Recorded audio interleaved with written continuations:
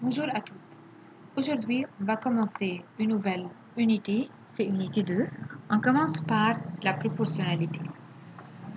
J'aimerais bien vous expliquer d'abord le sens de la proportionnalité en posant une simple question.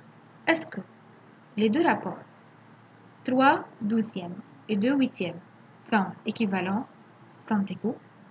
On remarque d'abord que 3 sur 12, ce rapport-là n'est pas sous la forme la plus simple, ni 2 huitièmes. Tout d'abord, je dois mettre ces deux rapports sous la forme irréductible, ça veut dire sous la forme la plus simple. Si je simplifie ces deux rapports, 3 sur 12, je divise les deux termes par 3, j'obtiens la forme la plus simple, 1 quart. De même, si je simplifie 2 huitièmes par 2, j'obtiens 1 quart.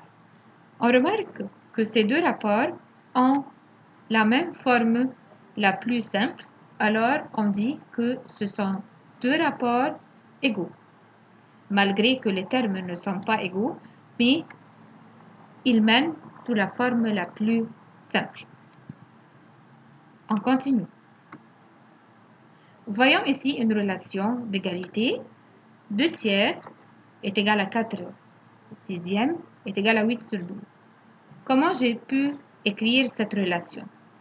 On remarque que 2 tiers, ça c'est la forme la plus simple, mais 4 sixièmes et 8 sur 12, ce n'est pas la forme la plus simple.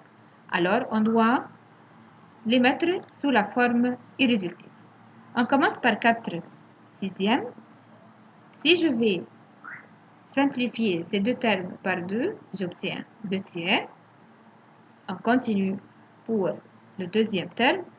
On va le simplifier toujours par 2 et on obtient la même forme plus simple. C'est pour cela qu'on dit que 8 douzièmes est égal à 4 sixièmes est égal à 2 tiers, car ils ont toutes la forme la plus simple.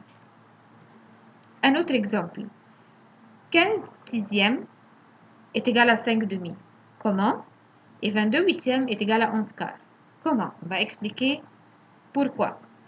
C'est clair que d'abord, je dois mettre chaque rapport sous la forme la plus simple. Je commence par 15 sixièmes, je divise les deux termes par 3, j'obtiens 5 demi.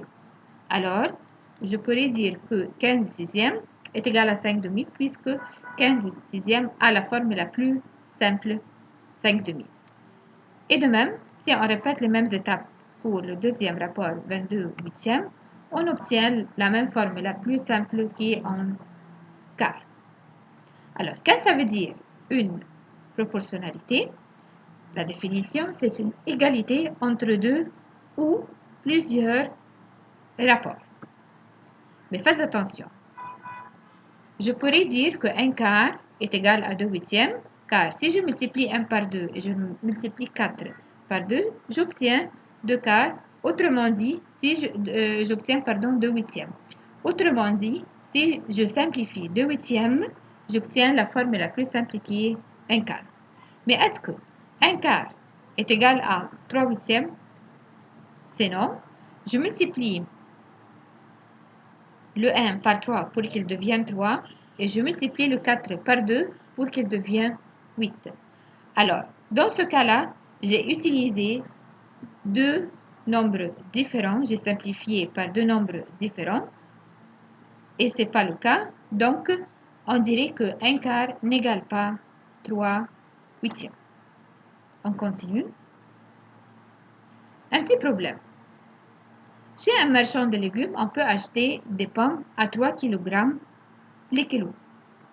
Alors, selon la quantité de pommes achetées, on va faire un petit tableau et on complète. Si je vais acheter 1 kg, je vais payer combien? Je vais payer 3 livres. Si je vais acheter 2, je vais payer combien? Je vais payer 6 livres. Si je vais acheter 5 kg, je vais payer 15 livres. Alors ici, on a simplement multiplié la première ligne par 3 pour arriver à la deuxième ligne. Il y a une relation entre les quantités et le prix. Qu'est-ce qu'on remarque? Je répète, pour passer de la première à la deuxième ligne, il suffit de multiplier en 3. En effet, le prix du kilogramme de pommes est fixe. Le prix d'un kilogramme, c'est combien? C'est, ici d'après le problème, c'est 3 livres. Mais quelle que soit la quantité achetée. On va compléter un petit exercice. On dit que 4 cinquièmes est égal à 32 sur combien? Alors, on cherche le quatrième terme. Je pense que 4, pour devenir 32, on a multiplié par 8. Alors, puisque je multiplie au numérateur par 8, je suis obligé de multiplier le dénominateur par 8 aussi. J'obtiens 40. Numéro B. 2 septièmes est égal à combien sur 49? Puisqu'il y a une égalité entre ces deux rapports, c'est une proportion. Alors, 7, quand je la multiplie par 7, me donne 49. Automatiquement, je vais multiplier le numérateur par le même nombre qui est le 7. Il va me donner 14. 15 sur 45 est égal à 30 sur combien? Les mêmes étapes. Je multiplie le numérateur et le dénominateur par 2. On obtient finalement 90. 27 sur 18 est égal à 3 sur combien? On remarque que 27 s'est réduit pour arriver à 3. Alors ici, je divise. On divise par 9, très bien. Alors ici, je divise le dénominateur par 9 et j'obtiens 2. Quelles sont les propriétés de la proportionnalité? D'après la définition, c'est une égalité entre deux rapports. Alors, on a combien de termes? On a 4 termes. Voici l'exemple. A sur B est égal à C sur D. Alors, on a combien de termes? On a 4. On appelle A et D, ça veut dire le premier terme et le dernier terme, on les appelle des extrêmes. Et le deuxième et le troisième terme, on les appelle des moyens. Comme exemple, 1 demi est égal à 4 huitièmes. Alors ici, les termes, le premier et le dernier, le quatrième, représentent les extrêmes. Et le deuxième et le troisième terme représentent les termes moyens. On continue.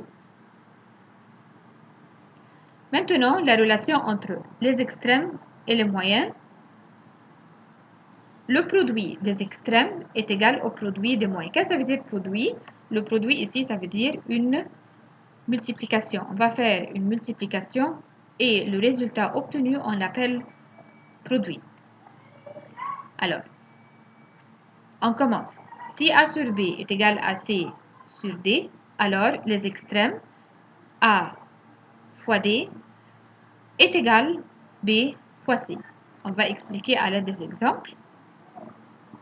Si on a 3 quarts est égal à 9 sur 12, alors je serai sûr que si je multiplie 3 fois 12, me donne 36, et si je multiplie 4 fois 9, me donne 36 à son tour. Donc, le produit des extrêmes est égal au produit des moyens.